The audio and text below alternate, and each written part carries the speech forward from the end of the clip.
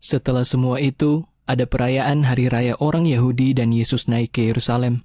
Di Yerusalem, di dekat pintu gerbang domba, ada sebuah kolam yang dalam bahasa Ibrani disebut Betesda yang memiliki 5 serambi.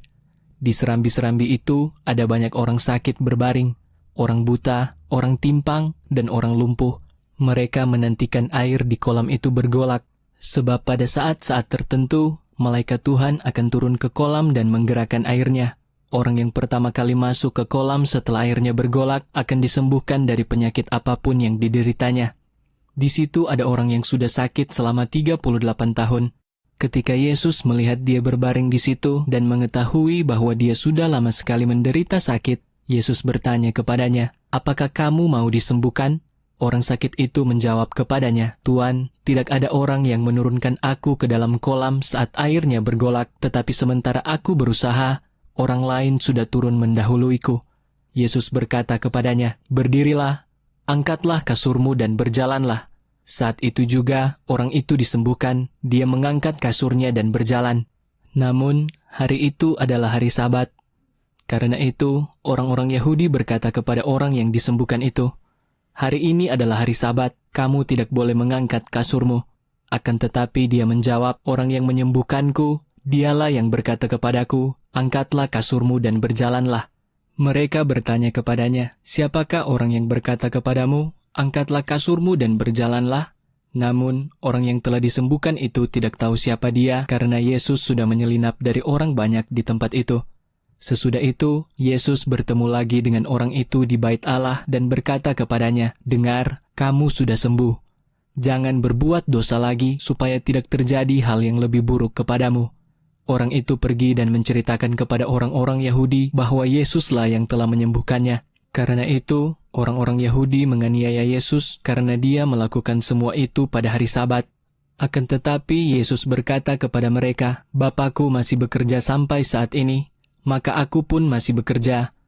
Jawaban itu membuat orang-orang Yahudi berusaha lebih keras lagi untuk membunuh Yesus, bukan hanya karena Yesus melanggar hari Sabat, melainkan juga karena menyebut Allah sebagai Bapanya sendiri yang berarti menyamakan dirinya sendiri dengan Allah. Kemudian Yesus menjawab mereka, katanya, sesungguhnya, aku berkata kepadamu, anak tidak dapat mengerjakan sesuatu dari dirinya sendiri jika dia tidak melihat Bapa mengerjakannya. Karena apa yang dikerjakan Bapa, itu juga yang dikerjakan anak. Sebab Bapa mengasihi anak dan memperlihatkan kepada anak segala sesuatu yang dia sendiri lakukan, dan Bapa juga akan memperlihatkan kepadanya pekerjaan-pekerjaan yang lebih besar lagi supaya kamu takjub. Sebab sama seperti Bapa membangkitkan orang mati dan memberi mereka kehidupan, demikian juga anak memberi kehidupan kepada siapa yang ia ingini. Bapa tidak menghakimi siapapun, tetapi telah memberikan seluruh penghakiman itu kepada anak, supaya semua orang yang menghormati anak sama seperti mereka menghormati Bapa. Orang yang tidak menghormati anak, tidak menghormati Bapa yang mengutusnya.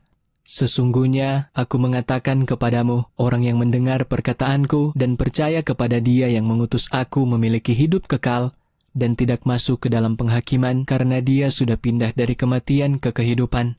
Sesungguhnya, aku berkata kepadamu, waktunya akan tiba dan telah tiba sekarang, ketika orang-orang mati akan mendengar suara Anak Allah dan mereka yang mendengar itu akan hidup.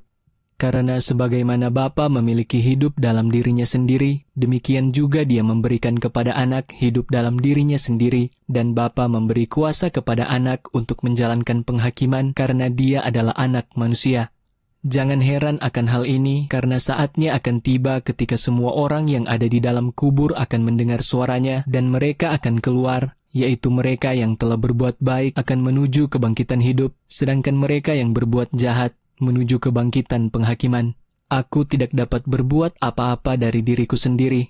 Aku menghakimi sesuai yang aku dengar dan penghakimanku adil karena aku tidak mencari kehendakku sendiri, melainkan kehendak Dia yang mengutus aku. Jika aku bersaksi tentang diriku sendiri, kesaksianku tidak benar. Akan tetapi, ada yang lain yang bersaksi tentang aku, dan aku tahu bahwa kesaksian yang diberikannya tentang aku itu benar. Kamu sudah mengutus kepada Yohanes dan dia telah memberikan kesaksian tentang kebenaran. Akan tetapi, kesaksian yang aku terima bukan dari manusia. Aku mengatakan hal ini supaya kamu diselamatkan. Yohanes adalah pelita yang menyala dan bercahaya, dan kamu ingin bersukacita sesaat dalam cahayanya.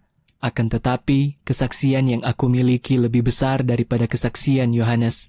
Sebab pekerjaan-pekerjaan yang diserahkan Bapa kepadaku untuk kuselesaikan, yaitu pekerjaan-pekerjaan yang sedang kulakukan sekarang, memberikan kesaksian tentang aku bahwa Bapalah yang mengutus aku.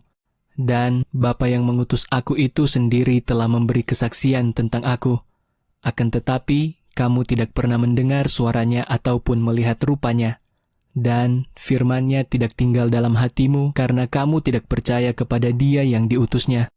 Kamu mempelajari kitab suci karena kamu menyangka bahwa di dalam kitab suci kamu akan mendapatkan hidup yang kekal, dan kitab suci itu juga memberi kesaksian tentang aku, tetapi kamu tidak mau datang kepadaku supaya kamu hidup. Aku tidak menerima kemuliaan dari manusia.